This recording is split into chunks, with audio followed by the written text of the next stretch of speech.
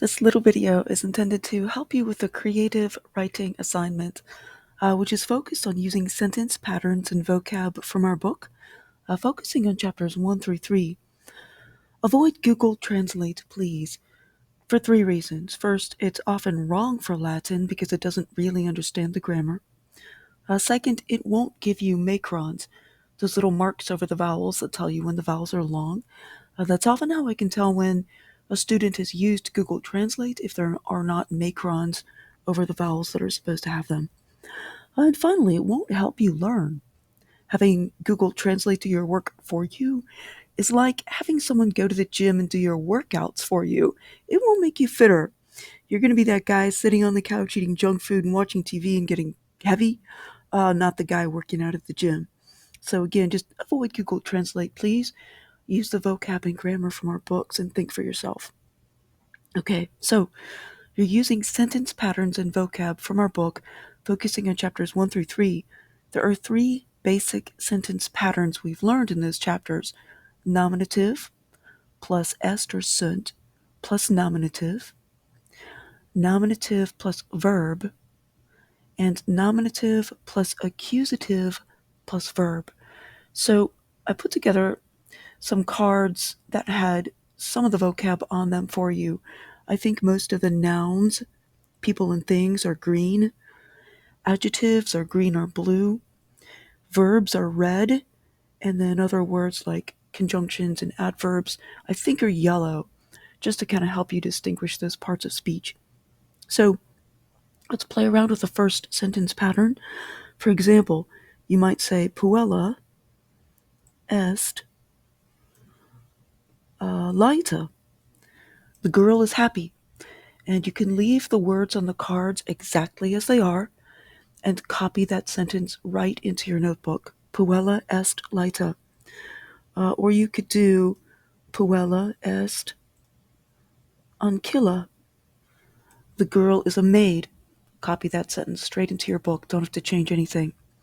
However, if you change est to sunt, which is the plural form for are, see if I can move this around. Nope, not sunt. Puella sunt ancilla. You're saying the girls, plural, are maids. You've got to change the nominatives to plural. Puella becomes puellae. Ancilla becomes ancillae. Same thing if you use an adjective. Puellae sunt laetae. Laeta has to become laetae. That AE makes the noun or adjective nominative plural. So both nominatives in the sentence have to change to plural if you're using sunt. So don't write on my cards, but this is what you'd write in your notebook. It wouldn't be puella sunt laeta, it would be puellae sunt laetae. So let's get rid of those. So that's the first and most basic sentence pattern that we learned in chapter 1. Nominative plus est or sunt plus another nominative. Okay. Our second sentence pattern was nominative plus verb. So for example, Puella stat. Very simple. The girl stands. Or the girl works. I think some of you created the sentence Ancilla laborat. Not nauta. I want to go with Ancilla there. Ancilla, the maid. Laborat, the maid works. Perfect sentence. Just those 2 words, a nominative plus a verb, can be a complete sentence. These 2 words, stat and laborat, can't have anything after them. So it's just the nominative and the verb there. Now here, if you change the nominative to plural, the maids, more than one maid, work, you also need to change the verb to plural. So laborat becomes laborant. Notice the nt ending makes that verb plural. Same thing with stat. If you had until I stat, the maids stand, it would be until I stand. So if you have a plural nominative, plural doer of the action, the verb also has to be plural. So we'll get rid of those. Go to our third sentence pattern. Okay. The third sentence pattern we studied in chapters 1 through 3 was nominative plus accusative verb. An excellent sentence that I saw in a lot of the notebooks was, the mansion has a maid. Great sentence.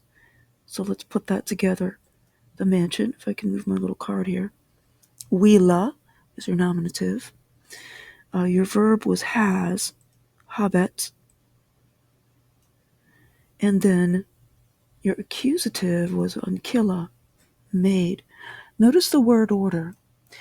In a Latin sentence, the words can be in any order, but normally the verb will be at the end. In English, the verb is usually in the middle. We like to say, the mansion, wila, habets, a maid. The mansion has a maid. In English, we like to talk that way. The ancient Romans, commonly in Latin, will have a verb at the end. However, with this kind of sentence, we have to change the receiver of the action to the accusative case. And in the singular, we do that by adding the M.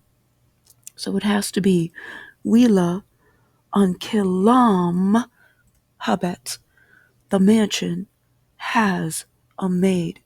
So the maid is receiving the action of having. The maid isn't doing the having, it's receiving the having. So same thing if you have the word pecunia in there. Perhaps a person is your nominative. Person is your doer. Let's say the sailor. The sailor. Oops. Okay, let's go with the girl. The girl, puella, habets, has, pecuni, an M needs to go in pecunia to make it accusative. Or we might say the girl loves, amat, sailor. Then sailor has to be in the accusative. Let's get the money out of there. Put the sailor in. Puella, amat, now Tom. Or we could say the sailor, Nauta, loves Amat, the puella, the girl. Then we put Nauta in the nominative, puellam in the accusative. Notice we can leave the words in this order, and the sentence means the same thing. Puellam, Nauta, Amat. This sentence means the sailor loves the girl, because sailor is nominative with that short A.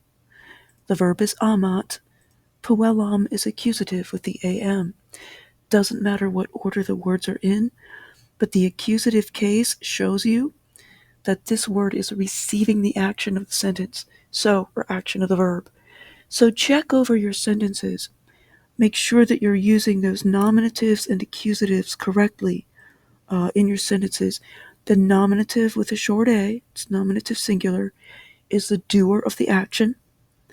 The verb is the action.